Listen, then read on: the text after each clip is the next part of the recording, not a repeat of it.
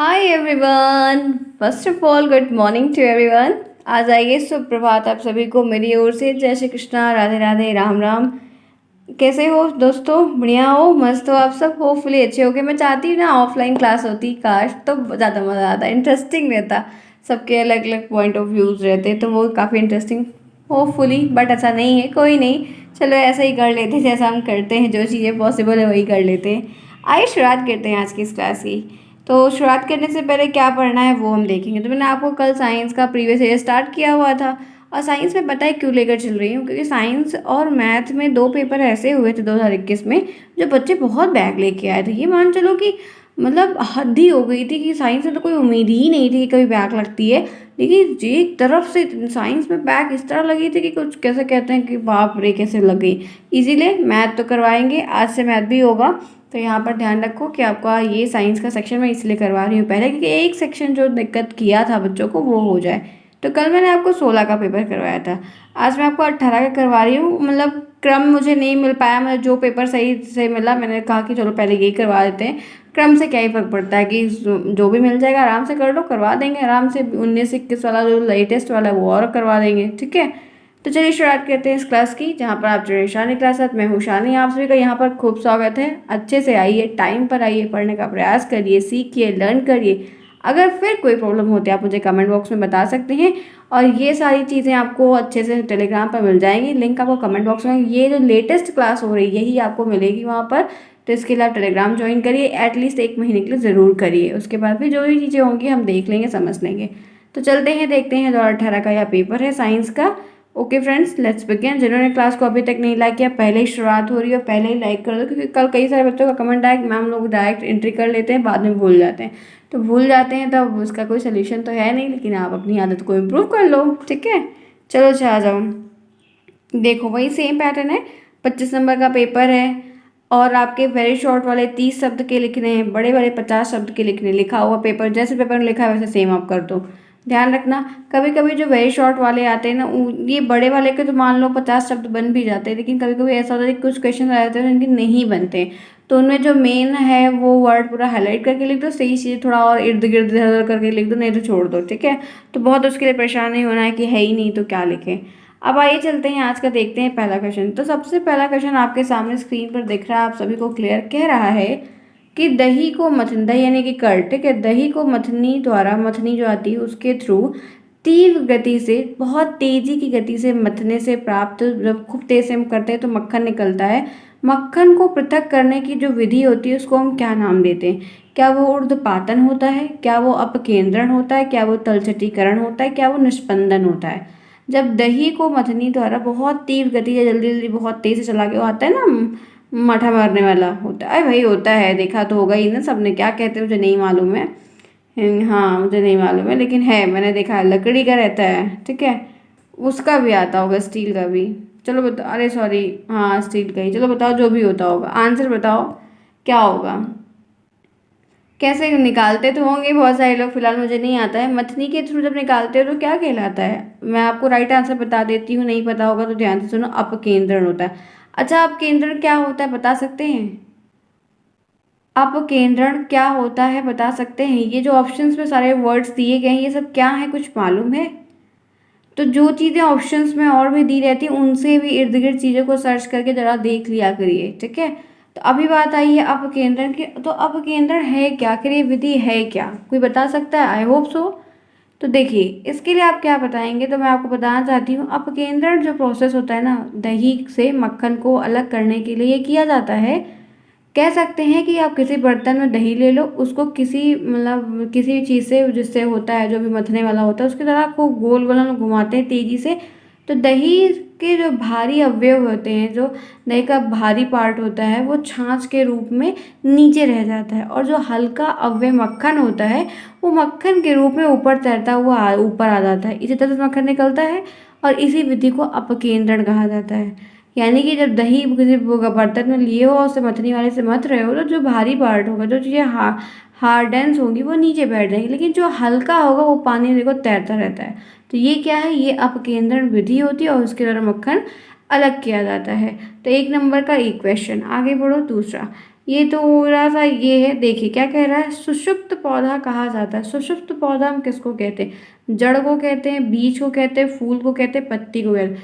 सुषुप्त पौधा हम किसको कहते हैं? आंसर बताइए क्या होगा। आप किसको सही बता रहे हैं, आपको क्या सही लग रहा है, मैं जानना चाहती हूँ कि आपका क्या पॉइंट ऑफ व्यू है इस आंसर को लेके। तो सुषुप्त पौधे की जब आपसे बात कर रहा है फ्रेंड्स ना, तो सुषुप्त पौधा क्या हो, किसको कहते हैं मालूम है? जड़ को कहते हैं। किसको कहते हैं? जड़ को कहते हैं।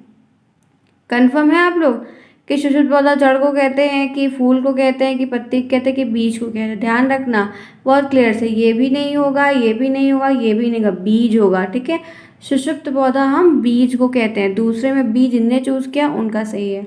थर्ड आइए, 1 फुट बराबर कितने के होता है? 26.48 centimetre, 28.48 centimetre, 29.48 centimetre, 30.48 centimetre. 1 foot कितने के बराबर होता है? आंसर करिए कितने सेंटीमीटर के ये बराबर है। 1 फुट बराबर कितना होता है? 1 फुट बराबर 1 इंच बराबर, एक माइक्रोन यूनिट, ऐसे कुछ करके एक यूनिट की लिस्ट होती है, उन पे थोड़ा सा नज़र ज़रूर दौड़ा लीजिएगा कि फिजिक्स के क्वेश्चंस में यही चीज़ें आएंगी। तो राइट आंसर आपको मालूम होना चाहिए कि 1 फुट बराबर 30.48 सेंटीमीटर होता है। ठीक है, तो आपका ये यहाँ पर डी ऑप्शन करेक्ट है। नेक्स्ट फोर्थ है आपके सामने, न्यूटन की गति का संबंधी कौन सा नियम है जिसको हम क्रिया प्रतिक्रिया का नियम कहते हैं? तो मतलब क्रिया प्रतिक्रिया का नियम कहा जाता है, तो क्या वो प्रथम नियम है, दूसरा नियम, तीसरा है, इनमें से कोई नहीं?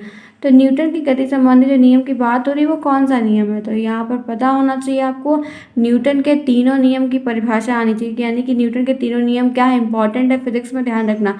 न्यूटन के तीनों नियम आने चाहिए और तीनों के आपको अलग अलग उदाहरण आने चाहिए। हो सकता है कुछ उदाहरण ऐसे भी आने चाहिए इसमें चित्र बनाने को आ सकते हैं, तो इसके लिए ध्यान रखना कि आपका तीसरा नियम है। ठीक है, क्या है? तीसरा नियम है। आगे बढ़ो, बल की इकाई है, बल की यूनिट क्या होती है? अर्ग होती, डाइन होती, वॉट होती, कैलोरी होती है। बल की इकाई क्या होती है? अगर आपसे पूछूं एसआई यूनिट बताइए, बल की इकाई बताइए, तो आप क्या बताएंगे? इसमें न्यूटन तो दिया नहीं है, तो न्यूटन तो होना चाहिए था। क्यों? यही ना, बल की यूनिट न्यूटन होती है। मुझे तो यही लग रहा है, आपको क्या लग रहा है? बल की इकाई तो न्यूटन होती है फ्रेंड्स, जहाँ तक हम लोग तो यही पढ़े हैं, यही जानते हैं, यही जानते हैं ना। चलिए कोई बात नहीं, एक बार ध्यान रखिए कि बहुत सारी चीज़ें होती सबकी, एक एमकेएस पद्धति आपने पढ़ी होगी, एक सीजीएस पद्धति आपने पढ़ी होगी, एक एसआई यूनिट आपने पढ़ी होगी। इन तीनों के बेस पे अलग अलग यूनिट्स होती है। तो बल की यूनिट जो है वो एसआई यूनिट जो होती है, बल की एसआई यूनिट जो होती है वो न्यूटन होती है। लेकिन आपका इसमें जो राइट आंसर है वो डाइन है, और किस हिसाब से? सीजीएस पद्धति के पैटर्न पर ये आपकी जो बल की यूनिट है वो आपकी डाइन है यहाँ पर। तो 5 क्वेश्चन मैंने आपको करवाया, तो मुझे उम्मीद है कि आप सभी को 5 में से 5 मिला होगा, किसी का कोई क्वेश्चन अभी तक नहीं गलत हुआ होगा। आगे चलते हैं, इसी के साथ देखते हैं जो आपके अति लघुत्तरी वाले सेट है। पहले क्वेश्चंस को देखेंगे फिर आंसर्स को देखेंगे। तो क्वेश्चंस के सेट में अगर हम शुरुआत करते हैं, एक नंबर के प्रश्न है। तो पहला है कि सजीव और निर्जीव के बीच की कोई एक कड़ी होती है, उसको हमको बताना है, आराम से बता देंगे। दूसरा है पुरुष के जो नर अंग है, सॉरी पुष्प के जो नर अंग हैं उनका नाम आपको बताना है। ठीक है, पुष्प के जो नर अंग यानी कि फूल में जो मेल पार्ट है उनके नाम है। एक बात आपने देखा, क्या देखा कि 16 के पेपर में फीमेल का पूछा था, मादा पूछा था, और 18 के पेपर में मेल का पूछा है। तो इस तरीके से आपको देखने को मिल जाएगा अलग अलग। तो यहाँ पर आपका ये हो गया। 8वां है, पत्ती के कार्य लिखने हैं। पत्ती का काम क्या होता है? विद्युत बल किसे कहते हैं? ऊर्ध्वपातन क्या है? लिखिए। मछली के जल में रहने के लिए कौन कौन से अनुकूलन अंग उसको सहायता देते हैं, जिससे वो वहाँ पर सर्वाइव कर पाती है। आराम से कर लेंगे, कोई प्रॉब्लम नहीं है।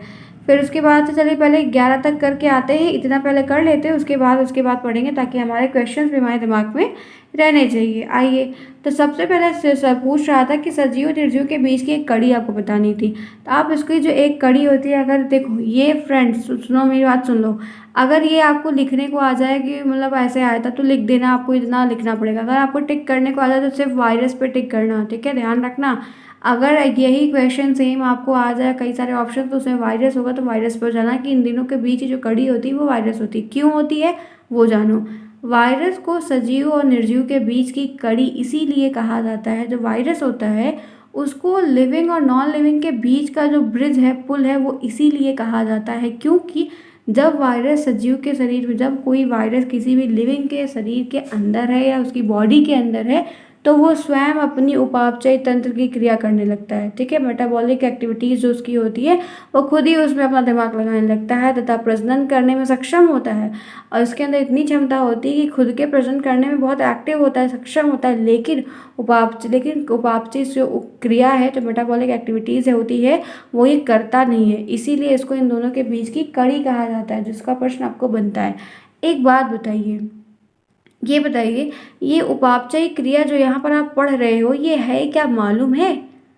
मालूम है, जानकारी है कि ये क्या होती है, तभी तो इसके आंसर्स को लिख पाओगे। आपको क्या पता है? अगर किसी को पता है तो आप मुझे कमेंट बॉक्स में ज़रूर बताइएगा। जिन्हें नहीं पता है वो मेरे साथ यहाँ पर आज सुन लें कि ये उपापचय क्रिया जो होती है ये क्या होती है, आखिर इसका क्या मतलब है। नहीं तो अगर आपको ये क्रिया पता है तब तो आप सबका, नहीं क्रिया पता है तो आपका कोई मतलब नहीं, सिर्फ आपने आंसर को रट लिया। इसीलिए आप जब पढ़ते हो तो आपको बहुत सारी चीज़ें इसीलिए नहीं याद हो रही, क्योंकि आप उसमें जो बातें लिखी हैं, जो शब्द लिखा है, उसको पूरा नहीं पढ़ते। अब जैसे ये पढ़े 4-5 बार पढ़ लो, अभी याद है, कल को मैं पूछूंगी फिर भूल जाओगे। लेकिन अगर ये सारी चीज़ें दिमाग में एकदम एक प्रॉपर लाइन में पता चल गई कि हाँ इसका मतलब ये है, तो उसको याद नहीं करना पड़ता, फिर हमारे दिमाग में बैठ जाता है। उपापचय क्रिया वो क्रिया होती है जो जितने भी बायोकेमिकल रिएक्शंस होते हैं वो उपापचय क्रिया के अंतर आते हैं। सजीवों के शरीर में होने वाले जितने भी जैव रासायनिक क्रियाएं होती हैं उनको हम उपापचय कहते हैं। जैसे आप देख सकते हो कि प्रजनन करना, ग्रोथ करना, विकास करना, ऐसी बहुत सारी चीज़ें होती हैं। इसके अंदर दो चीज़ें इन्वॉल्व होती हैं, एक एनाबॉलिज्म कैटेगरी होती क्रिया होती है, एक कैटाबॉलिज्म होती है। वो एक फर्दर लेवल है, लेकिन मैंने इतना आपको बता दिया। ठीक है, तो ध्यान रखिएगा। यहाँ तक अगर क्लास पसंद आई है, जिन्होंने अभी तक क्लास को नहीं लाइक किया फटाफट क्लास को लाइक करो, और जिन्होंने कर दिया है वो बच्चे तो प्यारे और बहुत अच्छे हैं ही हैं। ठीक है, बहुत सारे बच्चे हैं जो बहुत अच्छे हैं, बिना कहे के काम करते हैं, वो भी तो मस्त हैं ही हैं। लेकिन जो नहीं है वो कंजूसी ना करें। ठीक है, कंजूसी करने से क्या ही मिलेगा। आगे बढ़ते हैं, इसी के साथ चलते हैं, देखते हैं नेक्स्ट क्वेश्चन क्या है। आपसे जो मेल का पुष्प में जो मेल पार्ट होते हैं उनका आपका नाम पूछा था, तो आपको मालूम है उसका कार्पेल था, तो इसका पुंकेसर है, स्टेमन है। तो ये आपका यहाँ पर क्लियर है। ठीक है, यहाँ तक समझ में आ रहा है। आगे बढ़ते इसी के साथ देखते हैं 8th क्वेश्चन। 8वां आपसे पूछा जा रहा था कि पत्तियों का मुख्य कार्य बताइए। लीव्स जो होती है उनका वर्क क्या है, तो दो मेन वर्क होते हैं इनके। They are 2 type of work. एक होता है प्रकाश संश्लेषण करना, यानी कि फोटोसिंथेसिस का काम करके भोजन बनाना, और एक वाष्पोत्सर्जन यानी कि जो ट्रांसपिरेशन वाली क्रिया है वो करते हैं, गंदा पानी बाहर निकालते हैं। ठीक है, क्लियर है। तो 8 समझ में आया ना, यही काम ही करते पत्तियों का, यही काम होता है। सोचो पत्तियों का काम फिक्स है, आपका एक लाइक करने का काम नहीं फिक्स है, जो कि आपको डेली मैं कहती हूँ। हाय राम, चलो आ जाओ।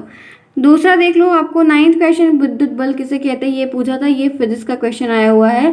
कहते हैं कि दो आवेशित वस्तुओं के बीच, आवेशित का मतलब क्या होता है मालूम है? चार्ज।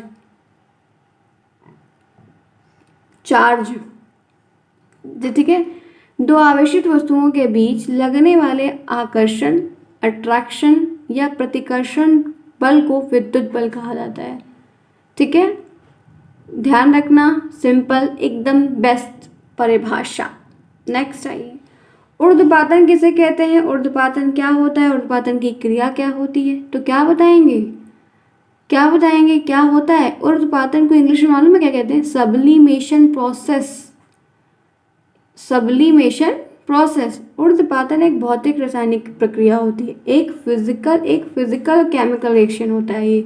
ठीक है, जिसमें कोई पदार्थ, कोई सब्सटेंस अपनी ठोस अवस्था से सीधे गैस में चेंज हो जाता है। कोई सॉलिड सब्सटेंस है वो डायरेक्टली गैस के फॉर्म में वो कन्वर्टेबल हो जाता है, डायरेक्टली सॉलिड से चेंज हो जाता है आपके किसमें? गैस के फॉर्म में। इस पूरी प्रक्रिया के दौरान पदार्थ की जो अवस्था होती है किसी मध्यवर्ती द्रव अवस्था में चेंज नहीं होती है, क्योंकि हमें मालूम है कि अगर ठोस सामान है, कोई सॉलिड चीज़ है, अगर वो गैस के फॉर्म में चेंज हो रही है तो पहले वो लिक्विड के फॉर्म में चेंज होगी, तब वो वेपर के फॉर्म में, मतलब गैस के फॉर्म में जाएगी। लेकिन ऊर्ध्वपातन क्रिया में ऐसे कुछ सब्सटेंस आते हैं जो डायरेक्टली गैस के फॉर्म में चेंज हो जाते हैं, बीच के फॉर्म में नहीं होते। जैसा कि आपको पता है कि आपके घर में पूजा होने वाला कपूर, ठीक है, वो कुछ इसी तरीके से काम करता है। उसका बेस्ट एग्जाम्पल है, और भी सारे एग्जाम्पल है, लेकिन कपूर एक बेस्ट एग्जाम्पल है।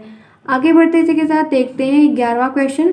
11वां जो क्वेश्चन था वो आपसे पूछ रहा था कि मछली को पानी में तैरने के लिए किस किस के अनुकूलन की जरूरत पड़ती है। तो पहला है गलफड़ा, उसको गलफड़े की ज़रूरत है, वो गिल्स से सांस लेते हैं। ठीक है, गलफड़े मछलियों के पानी में ऑक्सीजन में सांस लेने में मदद करते हैं। तो ये चीज़ें यहाँ पर आपको करनी चाहिए, ध्यान रखिएगा, ये चीज़ें हैं, ठीक है।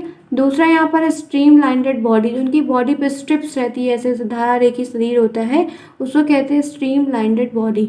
स्ट्रीम लाइंडेड बॉडी जो होती है वो प्रतिरोध को कम करती है और मछली को पानी में तैरने में मदद करती हैं। पंख है, पंख मछली को तैरने में मदद करते हैं, सभी के फीडर्स जो होते हैं वो मदद करते हैं। और तैरना मूत्राशय, ये क्या है, ये मछली का एक आंतरिक गुब्बारे जैसा अंग होता है जो उसको तैरने में मदद करता है, क्योंकि हल्का होता है, गुब्बारा हल्का होता है, लाइट वेट होता है ना। नहीं तो मछलियाँ भी तो भारी भारी वेट की होती है, बड़ी बड़ी मछलियाँ कितनी वेटेड होती हैं, ठीक है। तो ये आपको 11 प्रश्न तक हो गए, यानी कि आपके अति लघुत्तरी का सेक्शन हो गया खत्म। तो क्या 11 में से 11 मिला कि नहीं मिला, मुझे कमेंट बॉक्स में बताना, ध्यान रखना। अब चलो वो दूसरा वाला जो क्वेश्चन का सेट है वो पहले पढ़ के आओ, फिर आके क्वेश्चंस करेंगे। ये भी प्रश्न आपका 2 नंबर का है। वाष्प और गैस में क्या अंतर है, वेपर और गैस में क्या डिफरेंस है, ये लिखना है। नेक्स्ट लिखना है मुकुलन से क्या आशय है, उदाहरण सहित बताइए। नेक्स्ट उसके बाद सरल और संयुक्त पत्ती में क्या अंतर होता है वो बताना है। संवेग संरक्षण का नियम जो है वो लिखना है। अदिश और सदिश राशि का एक अंतर बताना है, उदाहरण देना है, ठीक है। परागण किसे कहते हैं, कितने प्रकार का होता है, ये लिखना है। एक बर्तन की धारता अगर 12 लीटर है तो इसकी धारता घन सेंटीमीटर में ज्ञात करो। क्या कह रहा है, कोई एक बर्तन है, उसकी जो कैपेसिटी है वो 12 लीटर है, तो एक इसकी धारिता घन सेंटीमीटर में ज्ञात करो। तो मेरे फ्रेंड्स, अगर आपको मालूम है, पहले मैं 18 यहीं पे करवा देती हूँ।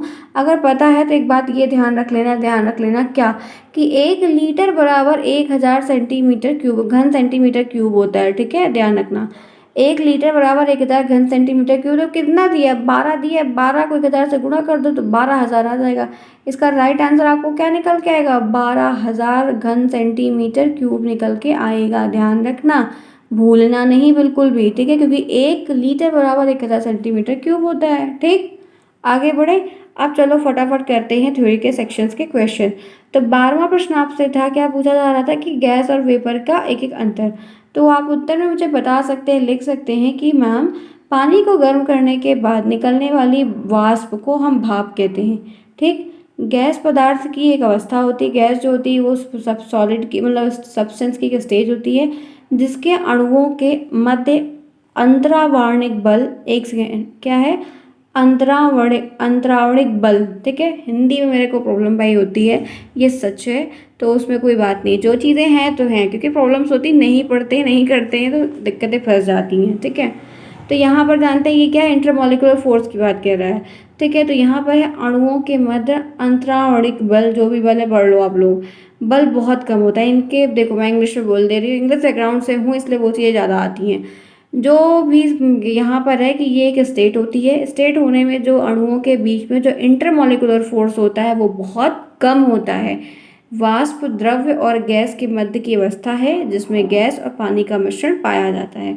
तो ये दोनों के बारे में एक छोटी छोटी सी लाइन है, आप इस तरीके से लिख सकते हैं, और भी अगर कुछ आप बना कर लिख पाए तो लिख लो, कोई दिक्कत नहीं, नंबर नहीं कटने वाले हैं। नेक्स्ट आ जाओ, मुकुलन किसे कहते हैं, मुकुलन क्या होता है। तो मुकुलन भी एक प्रक्रिया होती है जिसमें एक छोटा जंतु जनक जीव से पैदा होता है, ठीक है, आप सभी बात जानते हैं, और समय आने पर वो जनक जीव से जब वो बड़ा हो जाता है तो वो उनसे अलग हो जाता है, तो इसको हम मुकुलन कहते हैं। ये ईस्ट में होता है, ये हाइड्रा में भी होता है। और अगर जैसे साइंस की कॉपी आप लिख रहे हो, ये 2 नंबर का प्रश्न है, तो यहीं पर ईस्ट या हाइड्रा वाला जो मैंने पढ़ाया है, लाइव क्लास में मैंने पढ़ाया था, सब कुछ जाकर दिखाया था, तो वो वाला बना दो तो आपका अच्छे से नंबर मिल जाएगा। आगे बढ़ो, कह रहा है सरल पत्ती और कंपाउंड पत्ती तो क्या होती है, सिंपल लीफ क्या होती है, सिंपल लीफ मालूम है, सबको मालूम है, लेकिन पढ़ते वक्त ध्यान नहीं दिया कभी। जब पर्णफलक अच्छिन्न, मतलब टूटा कटा फटा कटा ना हो, जब पर्णफलक अच्छिन्न अथवा कटी हुई ना होकर पूर्ण रूप से फैली, कटी पटी नहीं हो, एकदम पूर्ण रूप से पूरी एकदम प्लेन हो, और कटाव जो है मध्य सिरा तक नहीं हो, कोई कटाव उसमें हो ही ना एकदम ऊपर तक, उसको हम सरल पत्तियाँ, यानी कि जो कटी हुई पत्तियाँ नहीं होती, जिस भी पेड़ की पौधी कटी नहीं होती कहीं से भी, एकदम सीधी नुकीली धार होती हैं, या बस कटी ना हो, सीधी का मतलब नहीं, कटी पटी ना हो कहीं से भी, तो वो सरल पत्ती। जैसे आम की पत्ती देखो एकदम लंबी सी होती है, ठीक है, छोटी बड़ी भी होती है। बरगद की पत्ती देखो, ठीक है, पीपल की पत्ती देखो, ठीक है। तो इस तरीके से पत्तियाँ जो होती हैं, सफ़ेदा की पत्ती देखो लंबी लंबी होती है, तो वो सब क्या होती हैं, वो सब सिंपल लीफ होती हैं। बात कर लेते हैं कंपाउंड लीफ की। तो ये देखो, ये सिंपल पत्तियां इस तरीके की होती है, लेकिन ये कटी हुई इस तरह वाली जो पत्तियां हैं, इस तरह वाली जो पत्तियां हैं, 100 प्लांट जो होते हैं वो लगभग जो है ना कंपाउंड लीफ के होते हैं। देखो, संयुक्त पत्ती ऐसी पत्ती होती है जिसका प्रकार पर्णफलक कटाव में होता है। ये विभिन्न जगह से मध्य सिरा तक पहुंचते हैं। ये कटी होती है, इनके पर्णफलक कई पर्णफलों में बटे रहते, फटा रहता है ना। इस शाखा में ये एक साथ होते हैं। और परिसंयुक्त पत्ती का जैसे नींबू की पत्ती देखो, वहाँ कटी कटी रहती है। नारंगी की पत्ती, नीम की पत्ती देख लो, गुलाब की पत्ती देख लो, नीम, गुलाब, और दो चार फूल होते हैं पीले पीले कलर, बहुत सारी चीज़ें होती हैं, आप देखोगे बहुत सारे, तो इनकी पत्तियां हैं। ठीक है, आगे बढ़िए। नेक्स्ट है संवेग संरक्षण का नियम क्या होता है, मोमेंटम कंजर्वेशन का नियम क्या है। यदि एक कण, कोई भी पार्टिकल कार्य करने वाले परिणामी आरोपित ब्राह बल का मान शून्य होता है तो उस कण का जो संवेग है वो स्थिर होता है। यदि कोई एक कण पर कार्य करने वाला परिणामिक बल, यानी कि कोई पार्टिकल, उसके ऊपर जो हम फोर्स बाहर से लगा रहे हैं, उसका जो मान है, उसका जो बल मान है वो शून्य है, वो 0 के बराबर है, मान उसकी वैल्यू जो है वो 0 है, तो कण का जो संवेग होगा वो स्थिर रहता है। उसको हम कहते हैं संवेग संरक्षण का नियम। आगे बढ़िए। उसके बाद आपको सदिश और अदिश राशि पूछा था। तो जिस भौतिक राशि में मात्रा यानी कि परिणाम और दिशा दोनों निहित होते हैं उन्हें हम सदिश राशि कहते हैं। सिंपल सी बात। सदिश राशि का उदाहरण अगर देख लो तो वेग है, बल है, संवेग है, इत्यादि है। जिन राशियों में सिर्फ परिणाम होता है, एक ऐसी राशियां भी होती है जिससे परिणाम होता है, दिशा नहीं होती है, वो हमारी अदिश राशि होती है, जैसे चाल, दूरी, द्रव्यमान, आयतन इत्यादि। तो परिभाषा भी दी और उदाहरण भी देकर काम को पूरा किया। नेक्स्ट, फिर है परागण कितने प्रकार का होता है, पूछा गया था। तो ये मुख्य 2 प्रकार का होता है। एक स्वपरागण, इसको सेल्फ पॉलिनेशन कहते हैं, जिसमें किसी फूल के परागण उसी परागण के द्वारा जाते हैं, तो उसको हम सेल्फ पॉलिनेशन, उसी पेड़ के उसी फूल पे जाते हैं। और दूसरा क्या होता है, क्रॉस पॉलिनेशन होता है, जो कहते हैं कि जब परागण उसी पौधे के 2 फूलों या उसकी जाति के दूसरे पौधों के बीच में होता है तो उसको हम क्रॉस पॉलिनेशन कहते हैं। और 18 का जो क्वेश्चन था वो धारिता वाला मैंने आपको बता दिया।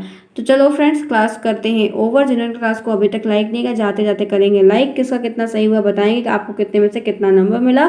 बाकी इसकी शेष क्लासेस जो है वो आपके अपने टाइम पर होंगी। टेलीग्राम को ज्वाइन करिए, क्लास कोई मिस आउट नहीं। कोई दिक्कत है, प्रॉब्लम है, कुछ भी है, और नोट्स वगैरह अगर लेनी है किसी भी सब्जेक्ट की, टफ वाले सब्जेक्ट की नहीं पढ़ा है, देखो एक बात तय है, सोचो कि सारे ऑब्जेक्टिव के क्वेश्चंस और सीरीज से सारी चीज़ें हो तो ज़रूरी नहीं फ्रेंड्स। देखो एकदम सत्य नहीं है, हाँ आ भी सकता है, नहीं भी आ सकता है, एकदम 50-50 है। लेकिन बहुत सारी चीज़ें, बहुत सारे टॉपिक्स ऐसे होते हैं जो नहीं आते, तो अगर आप कर ले जा रहे हैं तो ठीक है, मत बहुत डीपली घुस के पढ़िए लास्ट टाइम में। अगर नहीं कर पाएंगे, आपको सारे टॉपिक्स पता होने चाहिए, तो एटलीस्ट मेरी बात हमेशा एक बात ध्यान रखा करो, जो 50 नंबर वाले पेपर है ना उसको सीरियस में लिया हुआ, उसी से पेपर और नंबर बनेगा, उसी से काम बनेगा। तो इसके जितने टॉपिक, एक भी टॉपिक मत छोड़ना। इन सब पे तो मान लो साइंस वाइंस से थोड़े बड़े के तो छोड़ भी देते हो, नहीं पढ़े हो, नहीं देखे तो वो चल जाएगा, लेकिन 50 नंबर वाले नहीं चलेगा। तो उसमें क्या पूछ लेगा, कहाँ से पूछ लेगा, मालूम नहीं है। तो उसके लिए लापरवाही मत करो। बाकी चीज़ें तो मैनेज हो जाती है, सामान्य सब्जेक्ट होता है, हम पढ़ के कर लेते हैं। ठीक है, तो ये रही बात जो मैंने आपको बता दी। मिलते हैं फिर नेक्स्ट में, तब तक के लिए take care, bye bye, see you soon, best of luck.